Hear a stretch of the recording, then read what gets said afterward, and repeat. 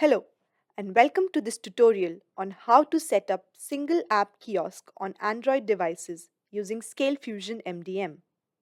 To allow apps on your Android devices, log into your Scalefusion dashboard and go to Device Profiles under Device Profiles and Policies.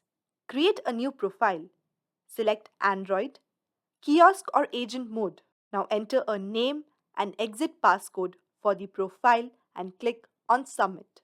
Select the app that you want to allow or add it using the Add Application button. Now go to Kiosk or Launcher settings and select Single App Mode.